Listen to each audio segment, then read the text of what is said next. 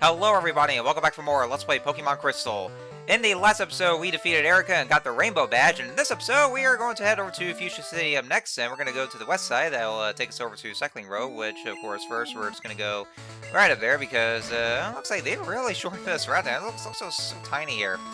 But that was also the other route where Snorlax was, and we go in this house here. It's actually the house that where we got this runaway who was trying to hire herself from the paparazzi, and she gave the HM for Fly. But she's not here anymore. Looks like she's relocated, and that's just some guy just telling me about Cycling Road, and that's about it, really.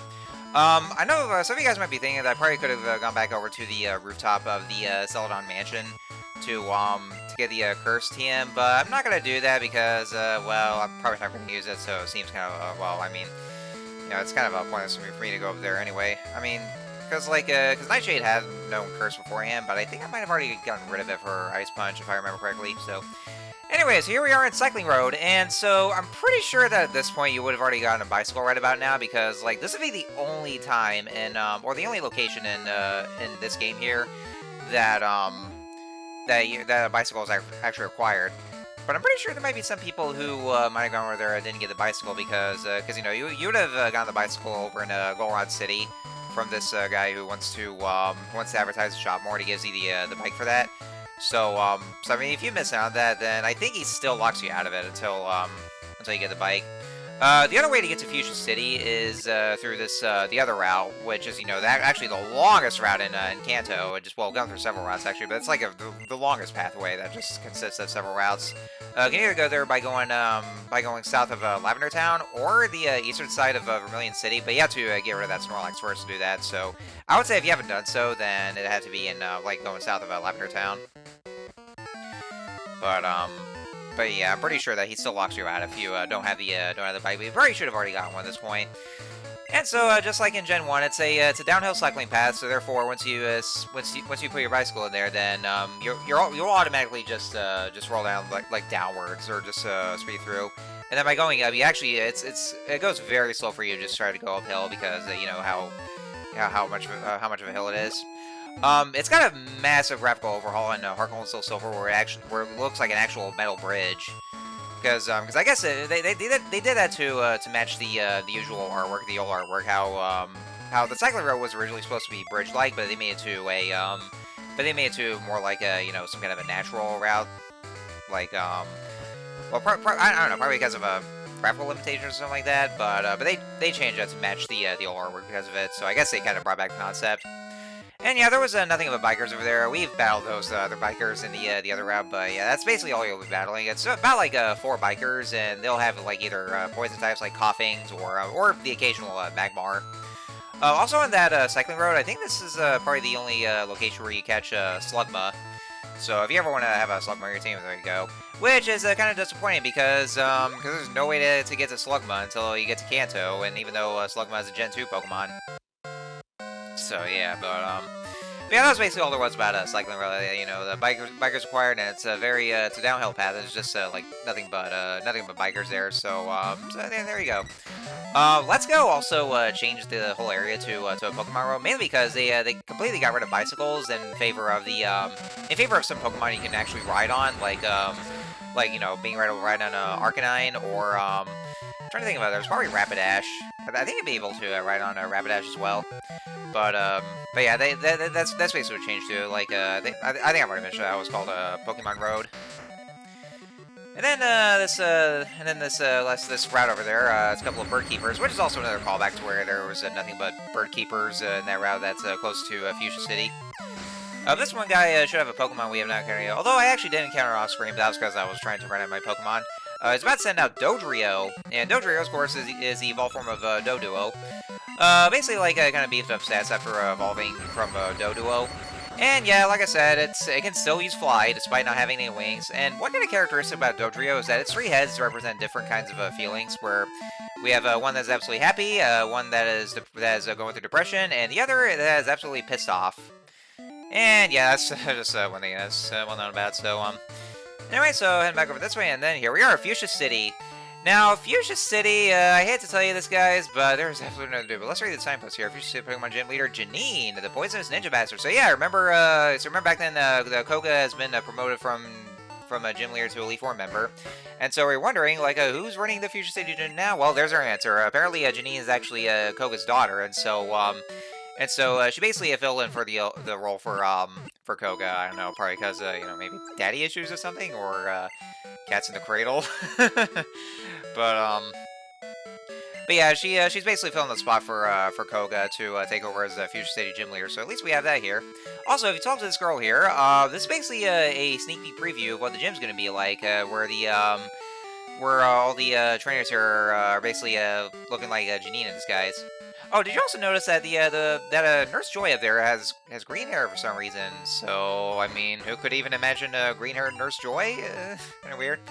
And that was this here's Bill's house. This one here we'll just talk about, like, how the grandfather's over the cerulean cape, and yeah, that's about it. That was that's basically just all there is. Just talking about Bill and all that. So anyway, so the thing about Fuchsia City, so I hate to break it to you guys, but there is absolutely nothing to do in Fuchsia City because Fuchsia City's main attraction was the Safari Zone. That was what was always well known for.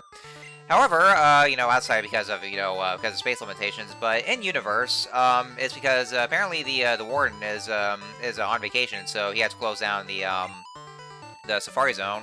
So therefore, it's no longer accessible. It's there's like nothing to do now. It's already become a little desolate because of it.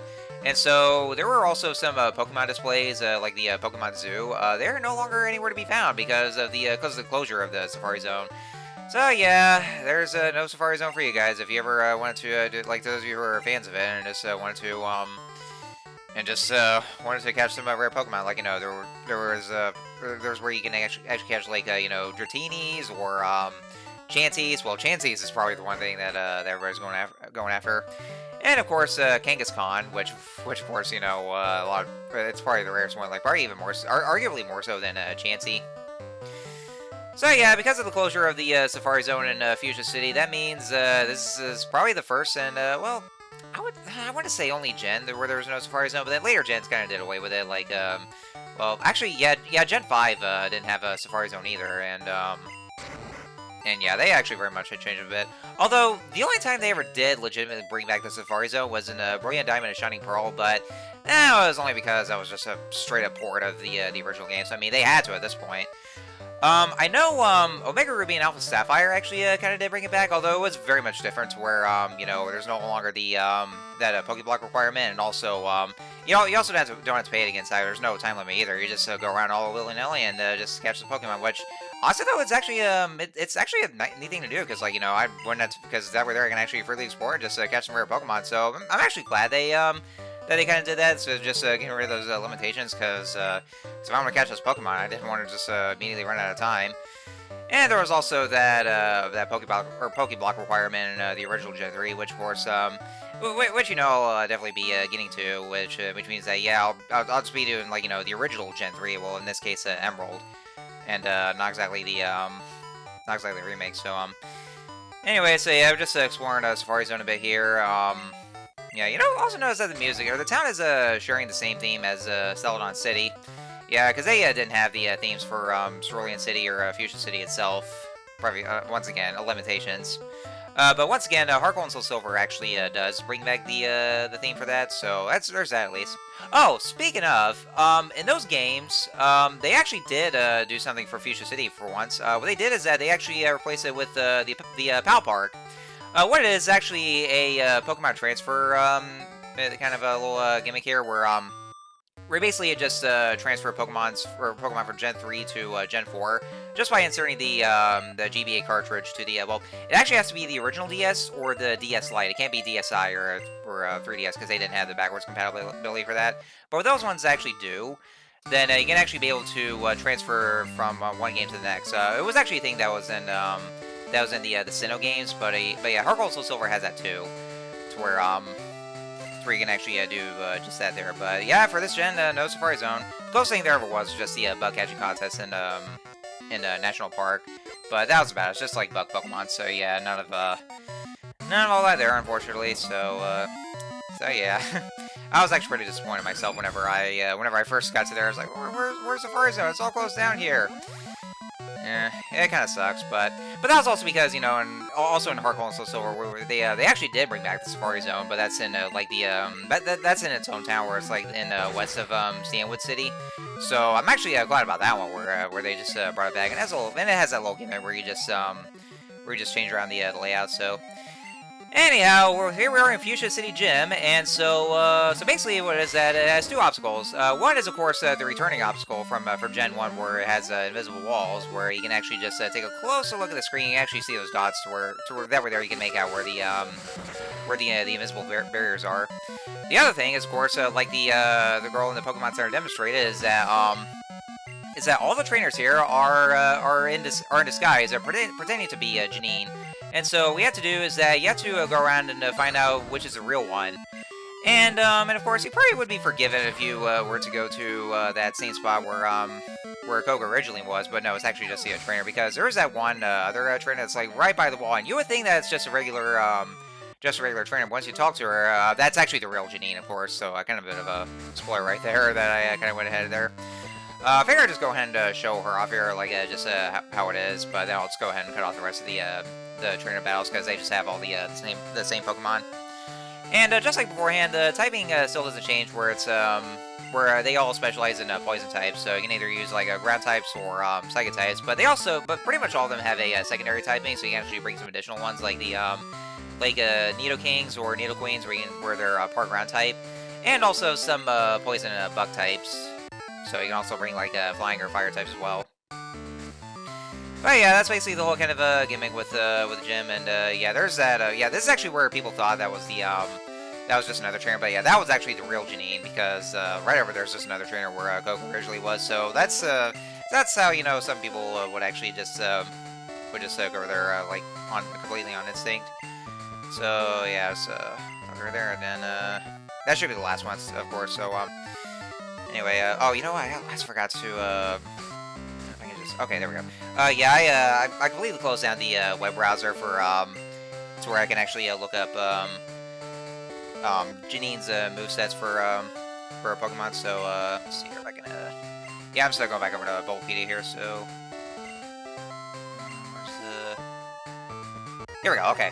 Yeah, sorry guys. I literally was just like just looking at the web browser, because I should have just kept it there, right there. So anyway, so yeah, here we are. Here's the real Janine, and so yeah, here we have the gym battle against Janine here. And so she has about like 5 Pokemon at her disposal, and so she'll send out Crobat first. Crobat has moves Wing Attack, Confuse Ray, Supersonic, and Screech. And so Supersonic will probably just be the one that she would definitely use, but as long as we can just one-shot her Pokemon right here, then we should be at least fine, at least. So and then next up is Ariados. Has moves String Shot, Nightshade, Giga Drain, and Scary Face. And yeah, a couple of the pretty much a couple of the bug Pokemon, or actually no, those couple of Pokemon don't really have the poison type attacks, but the rest of her other Pokemon do. So so yeah, that's one thing to keep in mind about. But with those couple of bug Pokemon, then you should be able you should just be fine if you have the right ones to use, like with either flying types or fire types here. So yeah, other than that though, it's actually kind of a cakewalk, especially because you see that for some strange reason, pretty much all her Pokemon are like in the level 30s. So that's kind of a weird level curve to have here. So so yeah, and then next up is her Weezing. She actually has 2 Weezings, and they have both of them are level 36, and they have the same exact moves. They have Sludge Bomb, Smog, Toxic, and Explosion. Now, Toxic is actually a move that she'll definitely use quite a bit there, because you gotta remember that Toxic is actually a more amped up kind of poison status. And well, actually, like Weezing was trying to use just now, but thankfully though we never we never really got afflicted with it, so I'm actually glad about it. But she'll actually try to spam Toxic is what she'll do, mainly because just how deadly it is. So so it actually just whittles down the HP a lot less. And then I think she's gonna send out her other Weezing. So yeah, other than that though, then I would say that Janine is pretty easy. So I mean, like I say, it should be just fine. So it's not much I'll say about it. Her last Pokemon that she's gonna be using will be the strongest one, or basically her Ace Pokemon. And Yeah, see, it's still trying to use Toxic. Just still didn't take it. It's like, why is she even still trying there? So, yeah, that's all she's gonna try to use. Just spamming Toxic. So, yeah, like I said, just not much to say about it. But we're about to get to our last Pokemon pretty soon, and should be no problem for us, hopefully. And then last but not least is our for Venomoth. And so Venomoth here has moves, also has Toxic, but also knows Psychic, Double Team, and Supersonic. Which, of course, you know, Venomoth knowing Psychic is something to be careful with, because, you know, as long as you don't have the wrong Pokemon for it. And of course, there's also a Double Team. Yeah, see, like he's using right now. Yeah, we'll try to use Double Team quite a bit, and it'll just take the battle a lot longer than it needs to be, because, you know, just raising up the evasion status. But at least we just one shot of this Venomoth. So yeah, that was It actually wasn't too hard, though. Well, that was because, you know, what was weird was that all the other gym leaders were in their 40s, but Janine's like the only gym leader who's like in the level 30s and whatnot. But anyway, with that, we have the Soul Badge, and so it's like it's 5 badges down and just 3 more Kanto badges to go.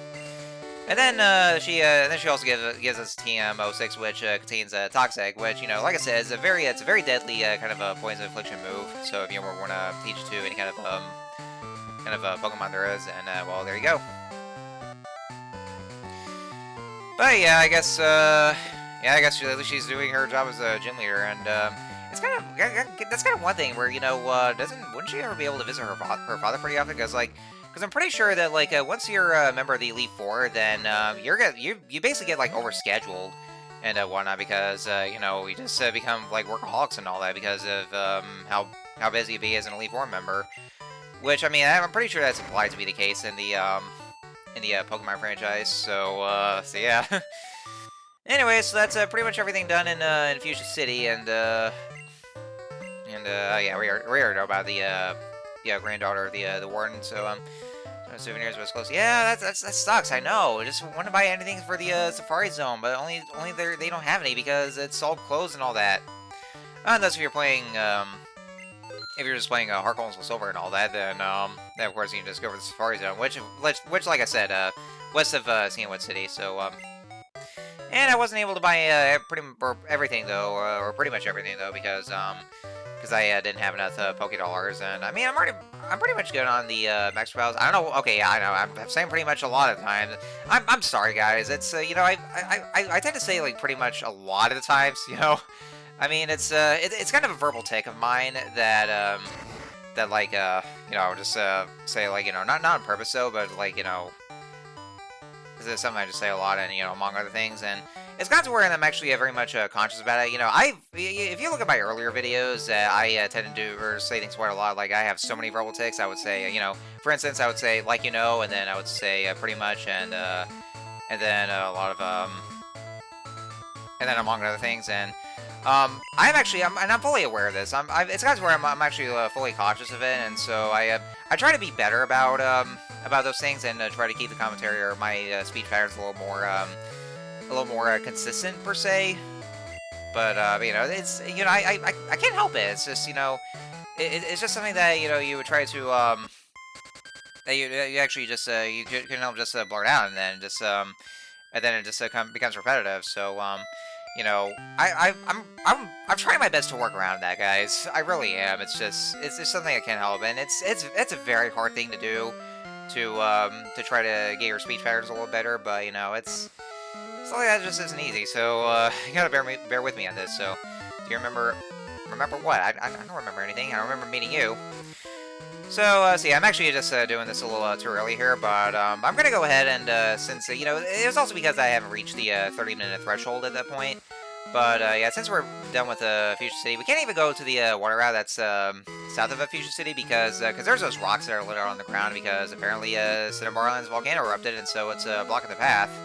And so we can't go over there. We have to, if we want to get to Cinnabar Island, we have to go south of Pallet Town, but yeah, this is actually just a little sneak peek preview of the of what is without doubt the longest, and I mean the longest training route, or the routes in general. They consist of different routes, but the longest pathway there is in Kanto, the eastern side of Kanto. It's the other way to get to Fuchsia City, but yeah, that's the longest one. So I'm actually just battling a couple of trainers, and this is actually the point where I've reached the 30-minute threshold. So I figured I'd just go ahead and battle a couple of those, and then and then we'll do the rest. So, anyway, next time on Let's Play Pokemon Crystal, I'm going to dedicate the whole video to doing the longest round in Kanto, and so hopefully we'll find things to talk about. So, I will see you guys next time.